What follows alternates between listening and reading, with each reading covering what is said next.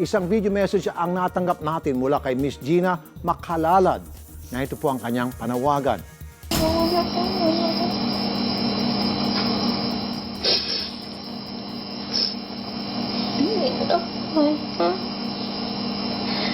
Hindi nga po ako namusta nung aking sa agency ko. Kumusta na yung opera ko kung ano po ba.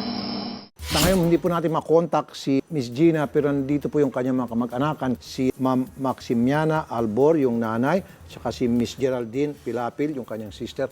Magandang tanghali po sa inyong dalawa. Magandang tanghali po, Kanina pa sir. ako kayo naiyak. Kailan niyo huling nakausap itong si Miss Gina, yung inyong anak? Kagabi po nakausap yung mga kapatid niya sa messenger po. Bakit ako binuhusan ng asido nitong amo? Matagal na daw po yung ginagawa sa kanya. Mula pa po nung Abril sinabi na po yan sa amin. Ano itong amo? Lasing? Hindi po yung amo po babae. Baka may problema sa pag-iisip itong amo. Sabi nga po nung recruiter para nga daw pong gayon. Pero nung huli na po niya nalaman ng ganun. Kasi daw po ganito yun.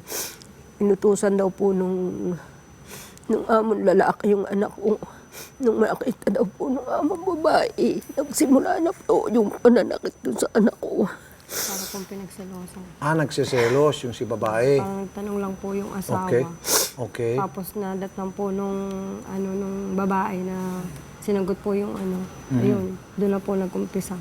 Abay, Sinasaktan dapat na po. agad-agad matanggal na yung inyong kapatid Yun dyan. nga po ang aking Kaya nga sagot na po, lang. nandito sa inyo.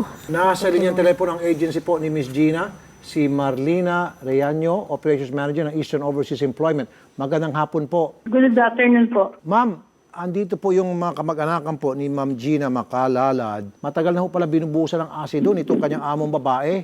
Opo, alam po namin niya kasi po na nakakausap namin si Gina sa Facebook po. So kung Opo, alam niyo na ngayon po pala, ma'am, bakit di niyo po pinaalis pa dyan si Miss Gina? So, pinapunta po kung hapon sa agency po para ma-check yung condition ni Gina po. Tapos sabi po ng agency, papacheck nila yung nangyari sa kanya. Ma'am, hindi po check ang kailangan dyan. Kailangan po is rescue. Kailangan po maalis na siya dyan. Dahil, Opo, ayaw na nga po yung nilalakad namin, sir. Mapauwi na po siya ngayon kasi nakausap na po sa agency kahapon. so ngayong araw po na ito, siya po'y pupuntahan at siya po'y aalisin dyan at dadali na po sa ating shelter. Habang opo. pinoprocess po yung kanyang exit visa. Ganun mangyari, Ma'am Marlina. Opo. Sige po. So, Miss Marlina, mamaya ho, babalikan namin kayo para masiguro talagang tutuparin niyo po yung pangako ninyo na by today, siya po'y ma-rescue. Magtulungan ho tayo. Miss Marlina, sige po, sir. salamat po ha. Asahan po namin yan. Huwag ho muna kayo uwi. Gagawa tayo ng follow-up dito kay agency para masiguro talaga may rescue darating ngayong araw na ito. Sige, Sa lalong madaling yan po ang ating misyon na mapauwi siya sa lalong madaling panahon. Pero first things first, dapat today, siya po'y maalis doon sa bahay ng malupit na amo. Okay? Gagawin po natin yan, ma'am. salamat. Magandang hapon po sa inyo. Magandang hapon din Gina, po. kumusta na ho kayo? Medyo okay na po. Ano hong nangyari? Bakit nga ulit pinuhusan kayo ng muriatic acid? Kasi po nung umaga po, naglilinis po ako ng CR ng amo ko. Ngayon po ay sabi po nung amo ko, nagising siya. Sabi po, bakit walang amoy Clorox? Sabi ko po, meron. Tapos po, nagalit po siya sa akin dahil hindi daw po maraming Clorox ang inilagay ko. Tapos po, nung naghuhugas na ako ng plato nung hapon, kasi po, nagluto po yung amo ko ng isda. Okay. Ngayon po, ay amoy malansa po yung saniya. Ngayon, nilagyan ko po ng konting Clorox lang. Sabi po nung amo ko, lagyan ko daw po ng maraming Clorox. Okay. Ngayon po, sabi ko, marami. Parang umano po ako kasi matapang po yung Clorox doon.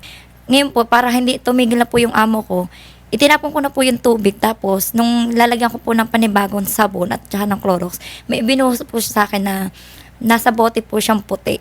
Naramdaman ko po, uminit po yung kamay ko. Hinugasan ko po agad ng sabon at nilagyan ko po agad ng petroleum. Tapos nung makita ko po, yung pong panglinis po sa CR na muriatic acid. Kaya nagkalapnos yung kamay Opo. niya. Di ba? Oo. Amoy pa nga lang. Hindi ho kayo tinakbo niya sa ospital? Hindi po, bali po isang buwan po ako nagtiis. Tapos po, hindi po ako makatulog dahil nangangati po siya tapos nagdudugo po siya. Pero nasabi niyo agad-agad sa agency nung mangyari yon. Opo, po agad ako nagsabi. Pero nung una po, hindi po kasi sila naniniwala sa akin.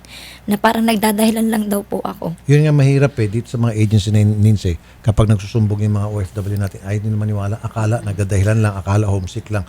hindi na tinitingnan yung talagang tunay na sitwasyon. Yung sister niya naiyak. Ba't ho kayo naiyak din, ma'am? Natutuwa po ako. Ang aking kapatid po ay nakauwi ng maluwalhati, ng ayos, dahil po sa inyong tulong. Tears of joy na po yan. Ang masarap po tingnan dito ay nandito na kayo ngayon at magkasama na kayo magkapatid.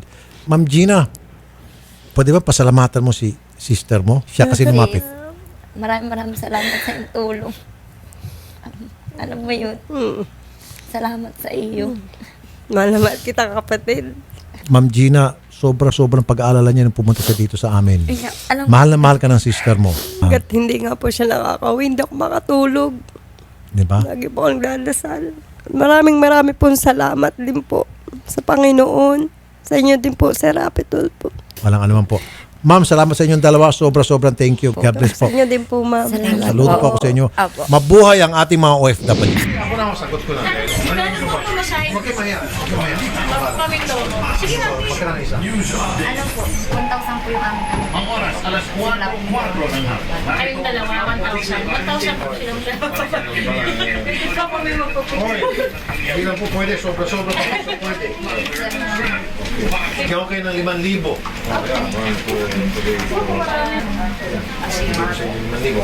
Sige, picture. Naman ng dalawa, magputo. Hatid mo na sila.